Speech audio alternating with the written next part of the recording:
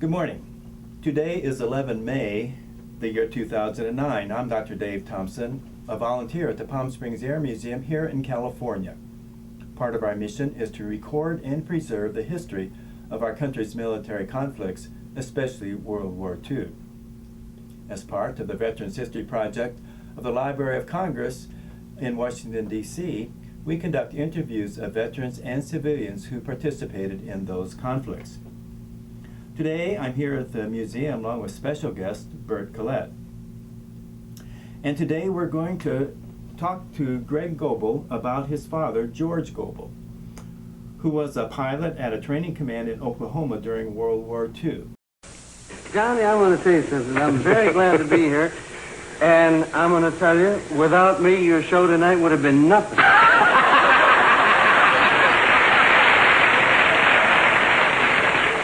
This is a pretty fast league. Here, oh, this is, the A troops are out here and tonight. I'm glad you saved me. Now, because, when you come on last, you're, did you ever get the feeling... Did you ever get the feeling that the world was a tuxedo and you were a pair of brown shoes?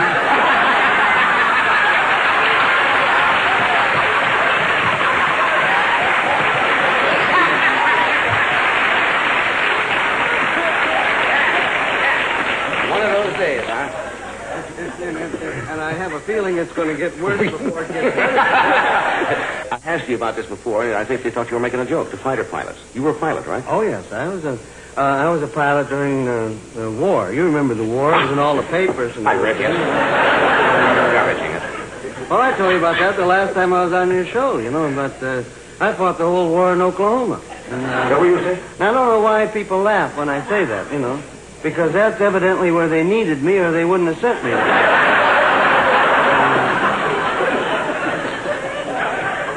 No, go ahead and laugh. I don't care. It doesn't bother me, but if you remember, you think back.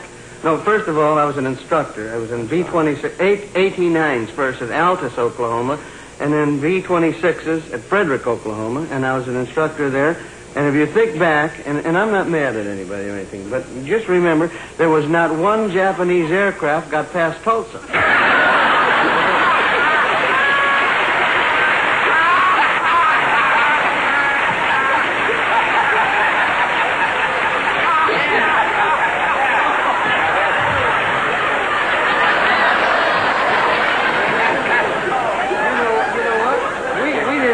Guns on our airplane. And that record still stands, I understand. Yeah, to this day. To this day. I think I haven't checked the paper. Oh, well. So, Greg, so good to have you here. Dave, Thank you very much. Okay. Greg, would you spell your dad's name for us, please? The way it is in the service. Well, yeah, okay. Okay. The last name is spelled Goebel. And that's George. George. Did he have a middle name? Leslie. Leslie. Okay, now, and you had mentioned when he got into television and it changed the spelling. Tell me a little bit about that. Well, when we moved from Illinois, Chicago actually, to California when George got his first TV show in 1954, the powers that be on television decided that Goebel was too long for the credits on the screen, and so they had him change it to Gobel. That confuses a lot of people. It confused me for a long time. And your dad, when and where was he born? He was born in Chicago, Illinois, May 20th, 1919. Okay, and what was his father's name? Herman Gobel, and he was born in Austria. Oh, and how did he end up in Chicago? Do you know? He was in an orphanage, and as far as I know, he was just one of the lucky people who got to come to the United States. Yeah. And what did he do? What kind of work? He owned a grocery store. He and my grandmother, my dad's mom, owned a grocery store on Waveland Avenue in Chicago. And your grandmother, George's mother, what was her name and her maiden name?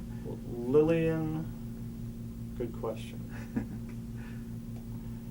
I honestly can't remember. But her name was Lillian. Was she Austrian also? No, she wasn't. She was from Chicago. Okay. And did George have any brothers and sisters? No, he was an only child. Okay.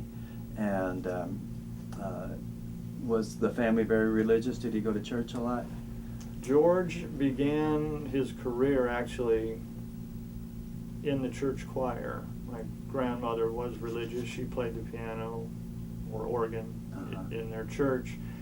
And he started to sing in the choir, and apparently someone from WLS, the radio station, heard him. And he auditioned, and pretty soon he was on the WLS barn dance, which was sort of, you know, the Midwest version of the Right. The Right. Louisiana Hayride or yeah, one of all those that kind of all that places. stuff. There's Yeah. Gene Autry, Pat Buttram. There were several people, Huh. several other people who turned out to be Yeah. pretty big stars on the show too. What church did he go to, or did they go to? He was just Episcopalian church. I honestly Yeah, I don't. don't know. St. Stephen's comes to mind, but Okay. I wouldn't. I don't And know. where do you know the street that he grew up on? Waveland Avenue. Waveland, okay. And where did he go to high school? Do you know that? Roosevelt High School. He and my mother were, well, high school sweethearts before high school even. They went together forever. And what was his wife's or her maiden name? What was Hummocky. And Alice was her first. Alice was her first name, And what did her father do? he was a guard at the Cook County Jail. But then he passed away, and my grandmother, my mom's mom, moved in with us until she passed away in 1990, I guess. Did George play any sports in school? He always wanted to be a left-handed shortstop. He was a very good athlete. When he got onto this WLS barn dance, he naturally started hanging out with people who did rodeo shows and county fairs and things like that. And he turned into a very good horseback rider, and he was a good golfer until he got real busy. And he was actually a very good athlete. He gave me my first bloody nose. He told my mom he was going to do it, and he did it. And she almost killed him, but there you are. Was he a left-handed golfer also? No, Not playing. they didn't. Back then, I don't think they made many left-handed clubs. Yeah, So, he never played right. Yeah. but I guess he was down to about a 13, which isn't bad. Yeah. He wasn't very tall. I was going to ask you, how tall was he anyway? He was about 5'5", Yeah. And how tall was your mom? 5'3", 5'2". And your dad grew up during the Depression, I'm sure. What was that like for the family, if you know? Well, actually, they lived above the grocery store, and my grandparents used to give food away to people on the streets and things like that. George always had a good job because he was on the WLS barn dance. In fact, he bought a car when he was, well, I don't know how old you had to be to drive back then. And he had a plane. He was a pilot, a private pilot before the war in, I think, 1940 or something like that. And the Depression, he never talked about the Depression except what his mother and father did for people. And they had chickens and goats and things like that in the back. Did he play musical instruments and stuff? The guitar, that was basically it. And how did he get into aviation? You know? I think it's in your genes, I guess. He loved it. He really did. And after he got out, he took my mom flying one time in a Piper Cub, I don't know. Right, yeah. And they were going south from Chicago. The wind was blowing so hard it blew them north. They were going backwards practically, and she said, "That's it, sell that thing. I don't ever want to see it again." And then he wanted to buy a plane later on, after he had his TV shows and everything like that. But he lost a couple friends in Texas who crashed their planes, and he used to fly with them all the time, and my mother said no. Okay. See, he was born in 1919, which means he probably graduated from high school around 1938 or so, would you guess? Probably 37, 38. 37, 38. And do you know what he did when he got out of high school? He just did the same thing, WLS, He was on that rodeos and everything. things yeah. like that, yeah. And did he talk about? Well, you said Gene Autry was on the show. In fact, Gene played on George's first record. George was only 15 years old, but Gene played the guitar on it, and they were actually pretty good friends. They gave George at Lakeside Golf Club in Toluca Lake, around where Bob Hope lives, and they gave him Buddy Rogers, and a lot of those people gave George his last birthday party. And so you had known a lot of those guys a long Yeah. time then. So did he sing on the show too, on the WLS? Yes. Oh, wait, obviously, Yeah. yeah, you said he was Mhm. singing. And that record, do you remember what record that was? The first No, ones I that he honestly made? don't, Do you no. have any of those records that he made when he was a kid? somewhere I do, but I didn't have time Yeah. to Well, look maybe for 'em. maybe this fall we can get together. They're at the other house. They're at another house. Okay.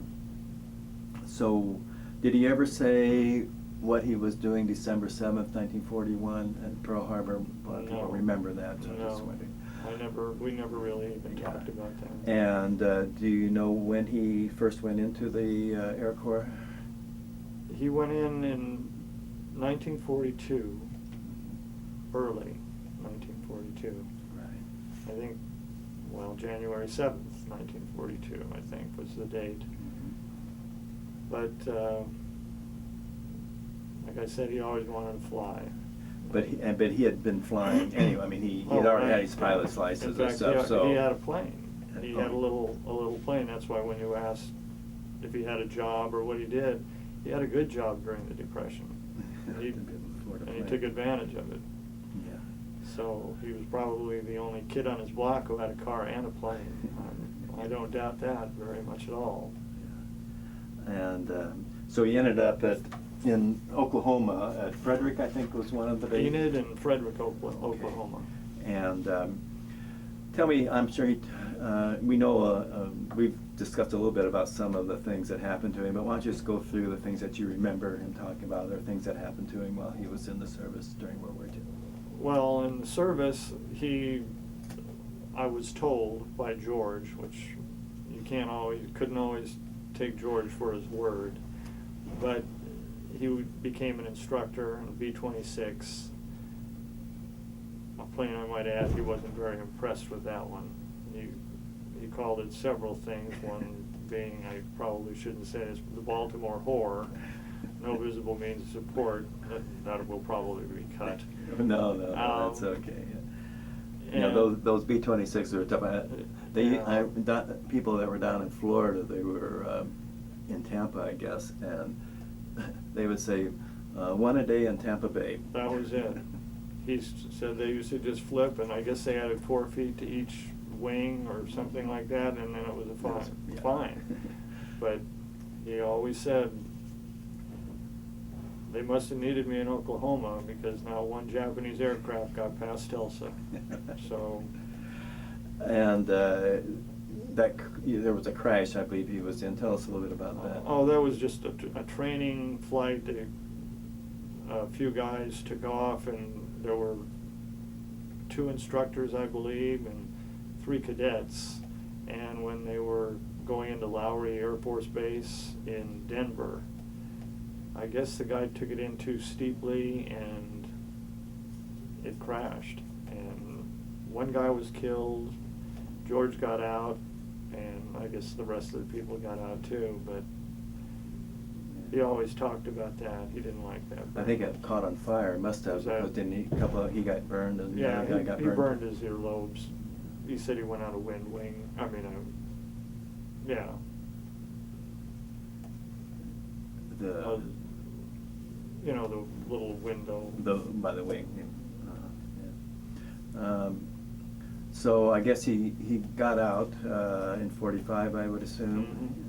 December 45. Or no, 44. Oh, December 44. Maybe 45. I don't know. And so he and Alice got married, you think, early part of the war, probably 42 or something like that. Yeah. And you were born when? 1945. Okay. Did you have any brothers and sisters? 2 sisters. I had Georgia, who was 7 years younger than I am, and Leslie, who was 10 years younger. Okay. And when they got, I guess your mom was with him during the service? And She traveled and she stayed with him mostly. She was a stenographer, typist, very good at it, and she always got a good job on the bases wherever they were. Okay. And so what did George do when he got out of the service then?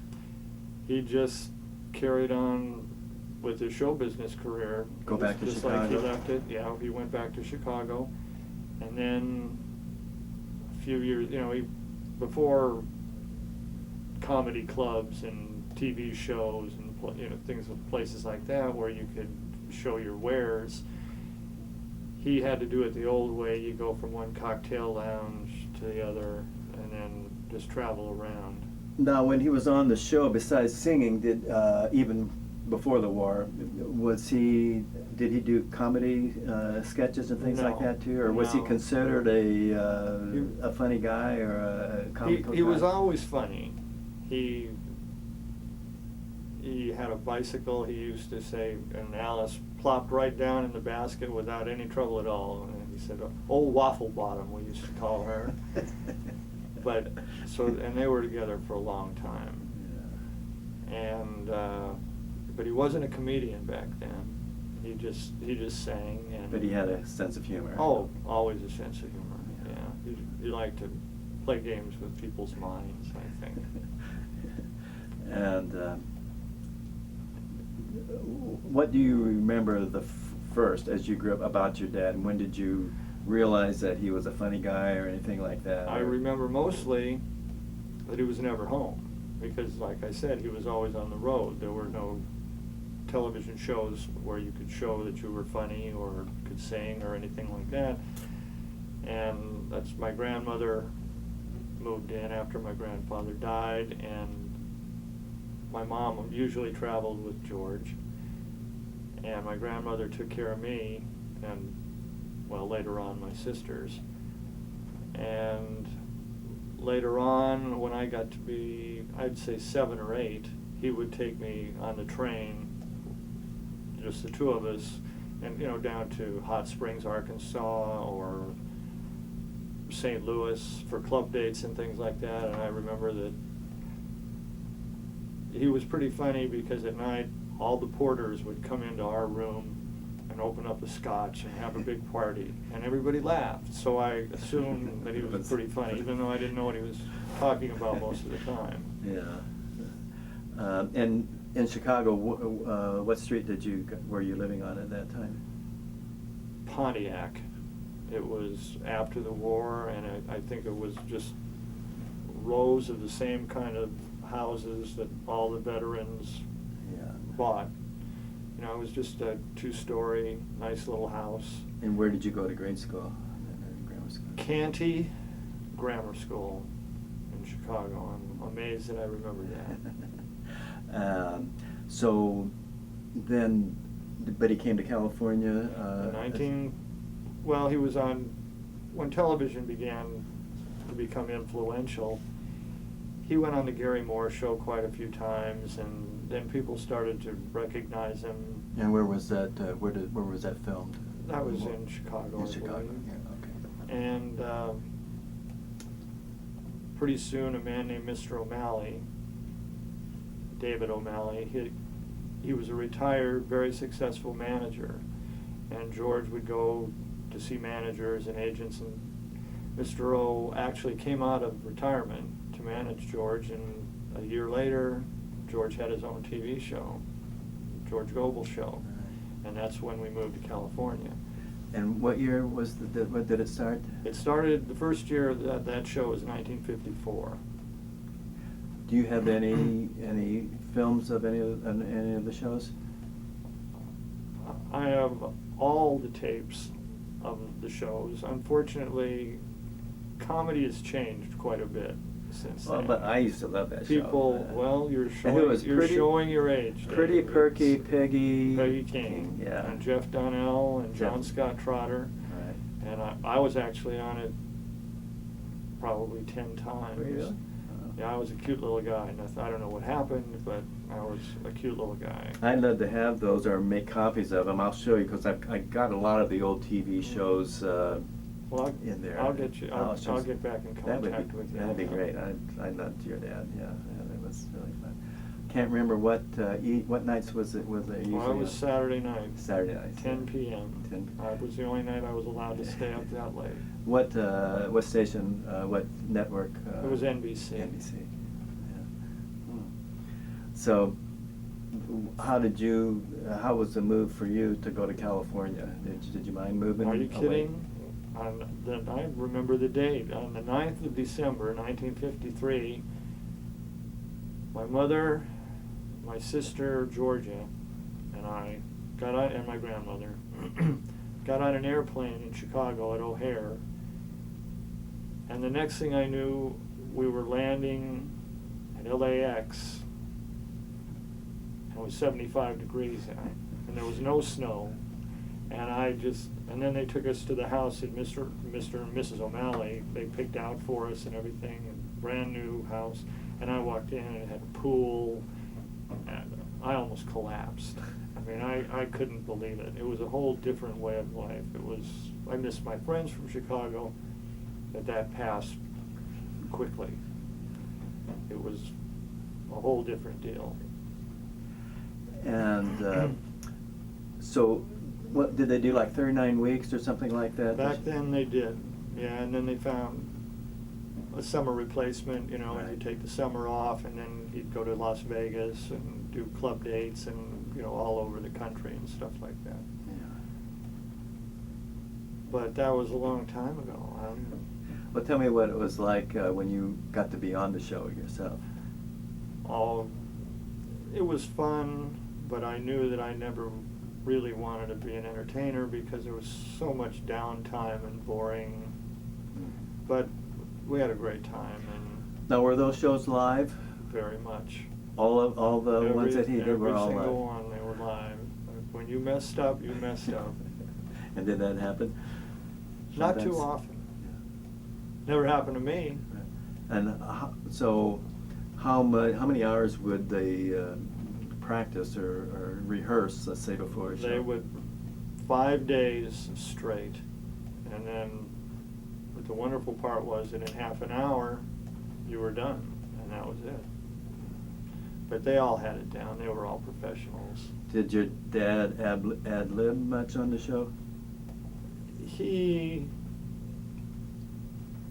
actually no, because back then being live, that would throw off some of the other people who would be waiting for a certain line, and if someone said something else, they might not know where they were. And how many years did that run? That one lasted 4 years, and then a couple of years later, he had an hour show with Eddie Fisher, who moved on, and then Jack Benny, and they would, one week it would be, these were hour shows. I think this was on CBS. Jack Benny with George Gobel special guest, and then next week it would be George Gobel show with Jack Benny as his special guest. But they would have other people on too. Did he and Jack be pretty good friends? Yeah, they were pretty good friends. By then I was in junior high or wherever I was. I wasn't playing Little League, and I didn't really... Did you hang around much of the other stars' kids? Actually, no. I hung around mostly with my school friends and the kids from the neighborhood. And that one, where did you, where, Sherman Oaks in the San Fernando Valley. remember the street or the address? Stansbury, 4137 Stansbury. I'm great on numbers.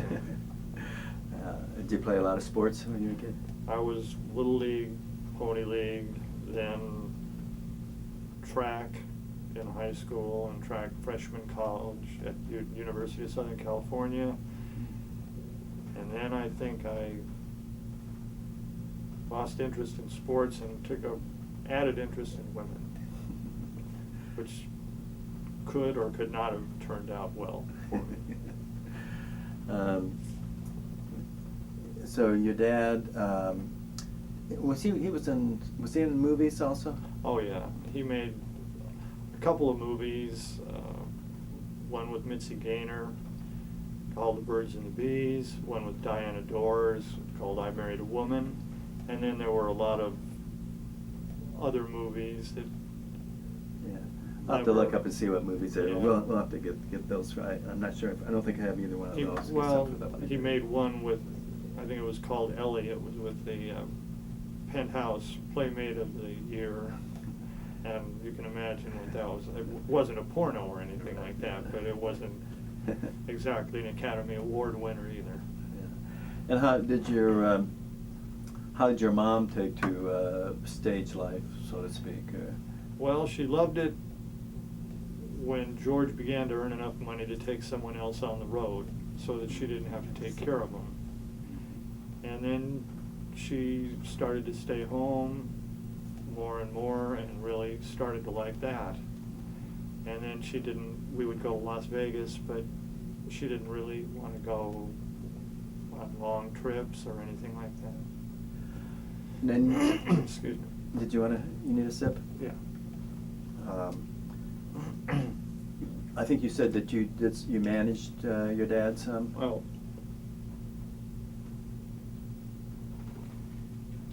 he had several managers, but when I got older, a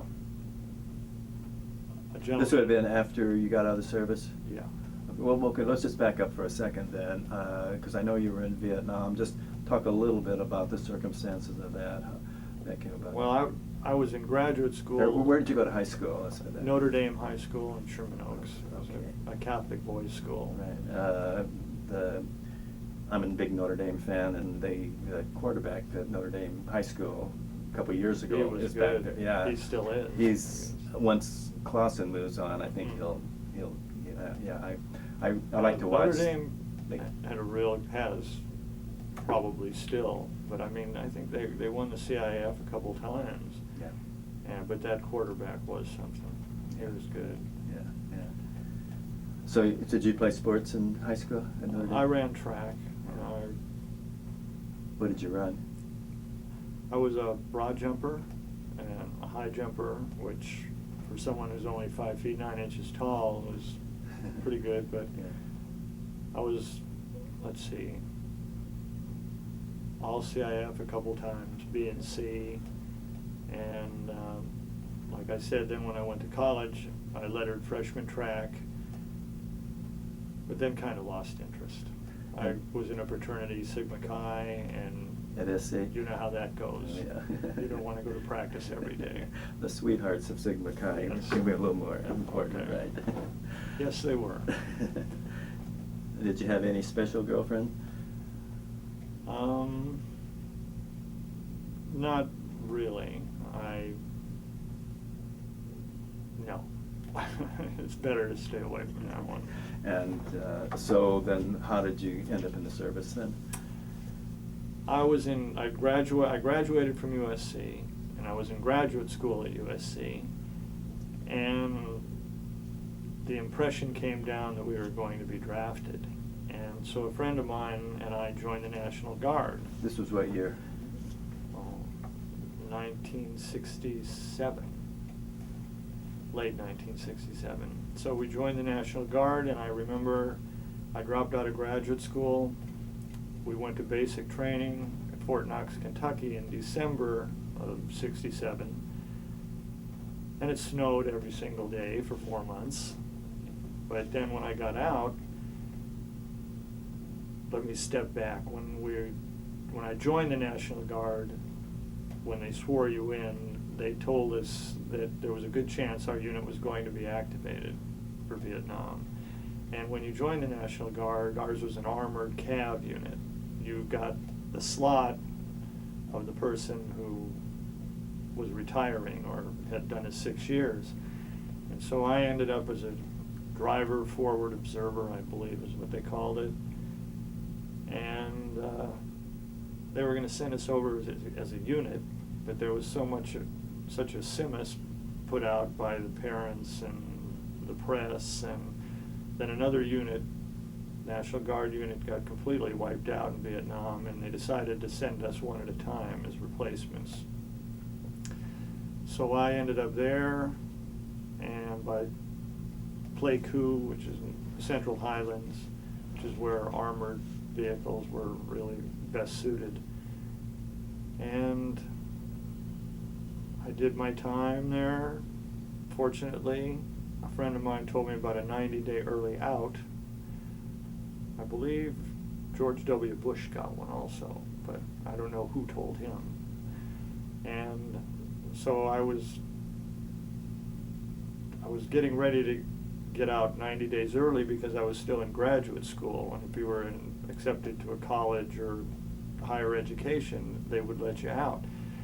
And one day I was just sitting there in my armored personnel carrier, and they said, get to Camp Inari, which was the big camp up by Pleiku, and they put me on a C-130, and I went down to Saigon, and all of a sudden George got off the plane, and he came over to do some USO tours, and one day we were having lunch with Creighton Abrams, the general who took over for General Westmoreland, and he asked George, when do you get to go home? And George said, I'm going home in 3 days. And then he asked me, he said, Specialist for Gobel. He says, when do you go home? I said, I'm going home in 20 days. And he looked at his attaché and he says, why don't we see if we can get Spec 4 Gobel a special 17-day earlier out. And they did. And I got to sit on the plane going home between George and a 3-star Air Force general, several bottles of scotch. And then for the next 3 days after landing at Travis, I guess, I got out of the Army from Oakland Army Base. And then the good news came that I didn't have to go to National Guard units for, meetings for the next 5 years or 3 years or whatever time I had left. And that's my story. Now, George, was that had he been over there on with the USO other than that one time? No, that you met him? not overseas there. He had done USO shows before, but that was the first time into a war zone that he'd ever spent any time. And I think you said that you talked to him a little bit about when he was over there, what troops would be best for him to go see. Well, I told him it would be nice if he could come out and see 35 guys in situations like the one that I was in, because we never got to see anything else. He had 2 hours on the radio of rock and roll a day, and then it was sitting around walking, whatever you had to do. And so I told him to come out, try and get out to see our guys. And as a matter of fact, that worked out very well, because when Creighton Abrams said I could go home, all my stuff was still in my APC. Fortunately, the next day, George was going out to see my unit. And they were very mad when he said, I'm taking Greg's stuff home, he's not coming back. But it didn't bother me at all. So then you came back. When did you get into doing? Well, what kind of work did you do, or what did you do when you came back? I went back to graduate school because that was mandatory. But all my friends were gone. I didn't really know anybody, and it turned out that after a war, sitting at a desk isn't really that much fun. I mean, not that the war was fun, but, you know, it was a little boring. And I called the VA and told them, explain my story, 90-day early out to go back to school. Do I have to continue? And they said no, and I was out of there the next semester. And then I started to manage groups, rock groups, things like that. And after a few years of that, my dad just asked me if I wanted to help out with him and travel with him and manage him on the road. And Was he still in television at that point, or was he? he was on Hollywood Squares and things like Oh, that, yeah, but yeah. he was doing mostly nightclub, Las Vegas. We do Las Vegas 3 times. What a did he year. like the best? Sitting home. He really, he was very nervous before every performance. In fact, that is very difficult to believe, I know. 'Cause he but seems so but laid back in the way he right, does. but before he'd go on, he started to shake up a little bit. And as he said also several times, he says, I never go out there alone. I always take my friend Cuddy with me. And he'd always have a couple of short scotches before he'd go out there. And Not that was it. the Cuddy that's on House, I guess. No, not hardly. My mother would have still been on the road if that Cuddy had been there, believe me. And I noticed, like in that clip that you alluded to, how he talks about how no Japanese got past Oklahoma, and he's on the Johnny Carson show, and I can't forget. I think Bob Hope might have been on there Bob too. Hope, Dean. Yeah. Dean was And they there. were He was just- another good friend. Dean. Everybody, it seemed, when I was a kid, belonged to Lakeside Golf Club. And in fact, when I was in Vietnam, before I left, we had a 7-acre place in Encino. And while I was gone, he knew all the kids loved it. So while I was gone, he sold it. And we were living in Toluca Lake, right on the lake, around from Frankie Avalon. And like I said, you know, there were a lot of people there.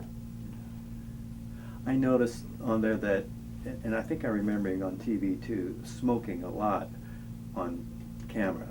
Did he smoke off camera as much also, or was that part of his smoked, shtick, kind of? but then he quit. Then he started to smoke again. Actually, one of his sponsors was a cigarette company. I want to say L&M, but I've never smoked, so I really don't remember back then what it was. But I know that was part of the deal. I mean, everybody smoked on television, and they didn't know it was that bad for you, I guess. Did he have problems? Did the smoking cause any No, health but issues with him? It brought out his frugality, I'll say that. I remember he went to Schick, and we went in to talk to a gentleman about helping him quit. Schick had a famous quit smoking campaign. And George, he was very impressed with the campaign until the guy told him how much it cost. George took out his cigarettes, tossed them at the guy, and said, "That's the last one I'm going to have." And it was. George was very stringent in some respects.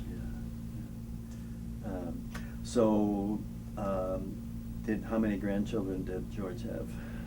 Let's see. I guess he has 3. Georgia had 2, and Leslie has 1 child. And where did they live now? Georgia unfortunately passed away a couple of years ago, and Leslie lives in Ohio with her daughter, and I guess she's taken over my grandmother's spot because she's just the babysitter there. She says it's very cold back there, though. She misses California.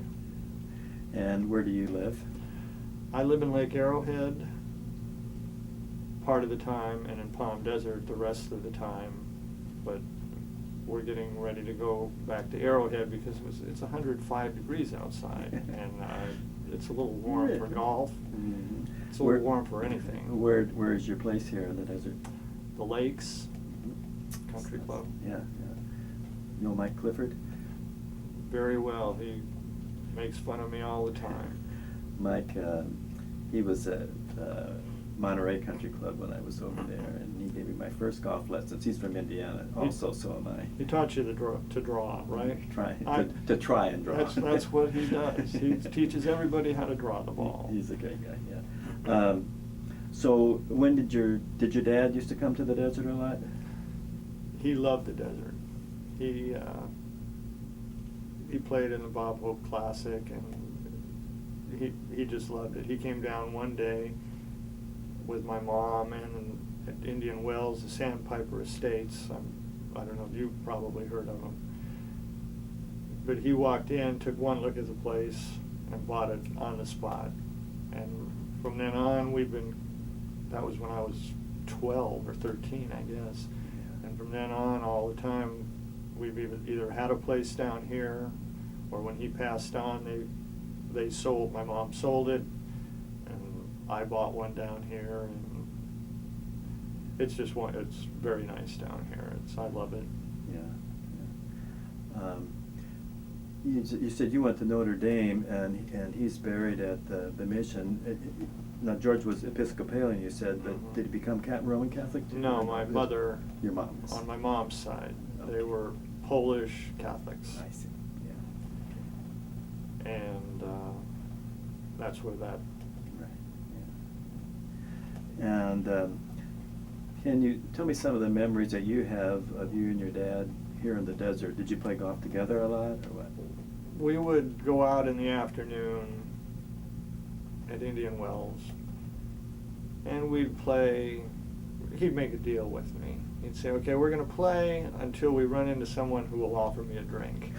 And lo and behold, we'd play 5 or 6 holes, and some goofball would be sitting on his back porch and say, George, come on over here. I got some vodka for you. And George would say, that's it, Greg, come on. And it was just stuff like that I remember the best. He would come to my Little League games when I was younger, and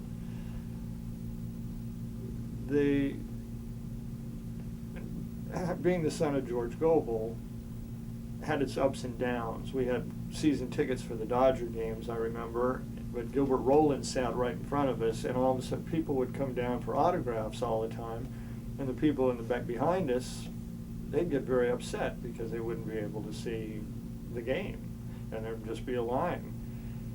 And then he stopped going to the games, and he kind of,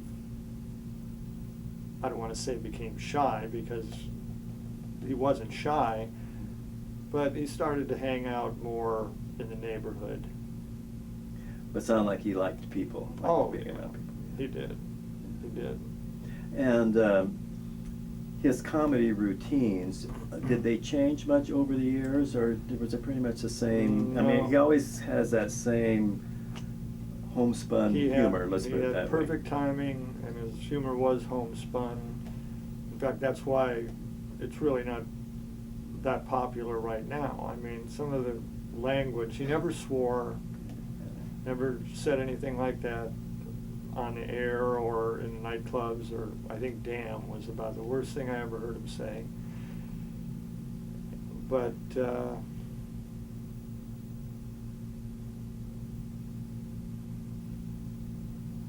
I forgot what. Well, yeah, I was just, if he had changed his routines over the years. No, he didn't. He didn't. Mostly, actually, his nightclub act was, I always thought, was much better than the TV stuff, because you could work on the nightclub for over years and years, and he knew exactly which ones worked, which ones didn't work, and. Would he interact with the audience very much on his Oh clubs? yeah. You know, he'd call them names, not anything like Don Rickles or anyone like that, but you know, he'd wave and stuff like that and ask questions. Well, tell me about Mm-hmm. managing him. Was he easy to deal with, or? He he was easy to deal with. The manager we had in Beverly Hills, Roy Gerber. Now, he was the man who really made the decisions. And I don't think he never asked George much at all about what he thought. Roy would ask me, how are we doing over there? Is he tired? Can we go here? Someone just offered this, that, or the other thing. But he was very easy to deal with. Now you said that it wasn't easy for him to perform, so to speak. I just said he got nervous. Once he was out there, he was fine. Okay. But did he love what he was doing, or was he doing it just to raise a family? To be honest with you, I remember when I was a kid, after he found out that he wasn't going to be a left-handed shortstop for anyone,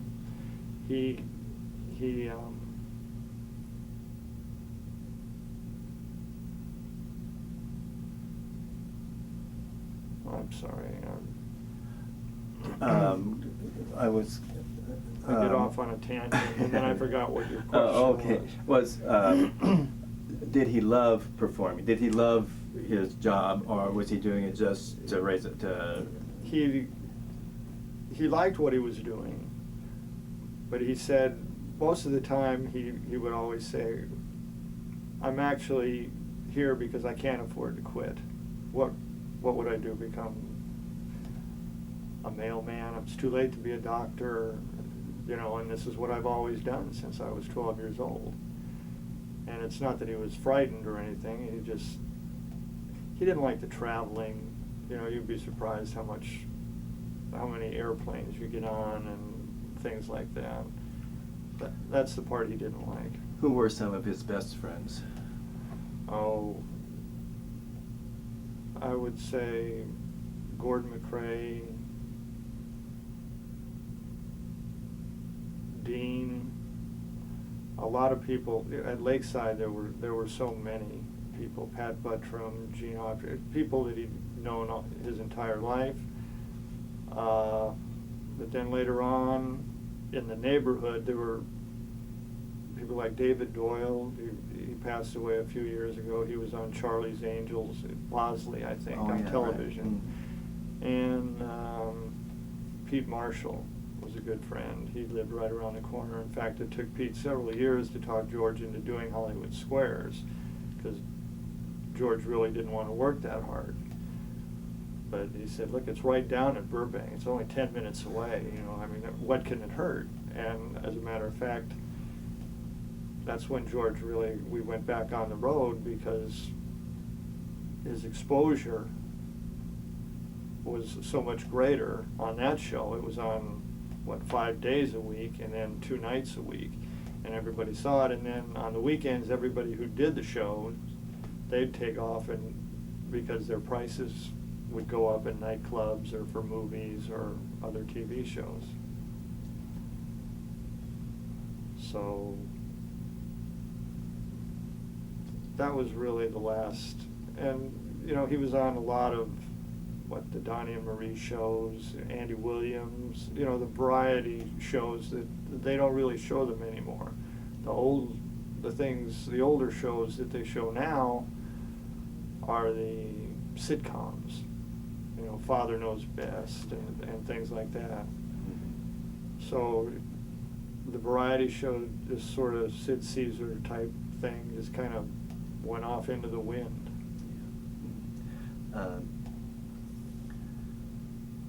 Bert, before we wrap it up, you have anything? I just want to make one comment. I remember seeing your father often on these shows and doing his routines, and one of the things he's often said, and I use it myself, he says, "I've never been drunk, but I've been overserved a few times." I heard that a million times. I thought that was really classic.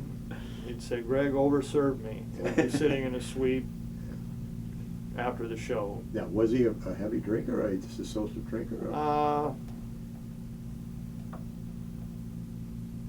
He was a social drinker, but he socialized a lot. Let me put He's a really sociable let me fella. put it to you that way.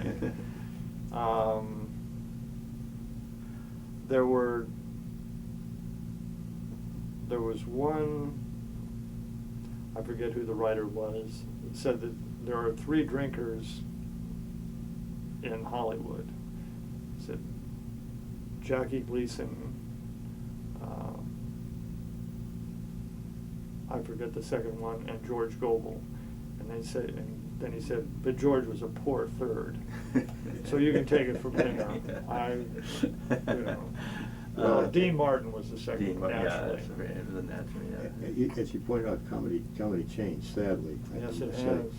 And, I mean, the time when your father was at his top of his career, and Sid Caesar and Carol Burnett and those type of shows, I just think are hilarious sometimes to Well, see the reruns. they They were. still are. They Yeah. still are But funny. it's just like on some of his shows that I have now, the half-hour shows. A lot of people don't know who Charles Lawton is today, Sure. and they don't want to see him tap dance. Do you understand what I? Yeah. They don't. It's just a whole different type of entertainment, I guess. But then some people like it and some people don't. Language has changed. Yeah. The way people look at things has changed. And the language has changed, it's gotten more vulgar. I mean, even though on TV where, the F word isn't allowed. Well, so some of forth, the but- words are in the dictionary Yes, now. I know. You have to I realize that. understand that. As these things change, did your father recognize the change? And how did he feel about that? He must have been. He wasn't appreciative I of bet not.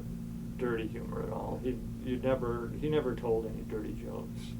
I mean, even at a bar or in a locker room or anything like that. And he had plenty of chances too, I'll tell you. How many years prior to his passing had it been since he had actually been on TV or on a show? Remember the last time that he was on? He was on practically up until he passed away. He went in for a circulatory problem, and he just never came out of it. After the operation, he went into post-op, and he basically shut down. And then he was in the hospital for a month, and we were going to move him to the motion picture home to recuperate for another month or so. And a couple days later, I just got a call and said, your father had just passed away, and according to his living will, we weren't supposed to resuscitate, and that's the way he wanted it.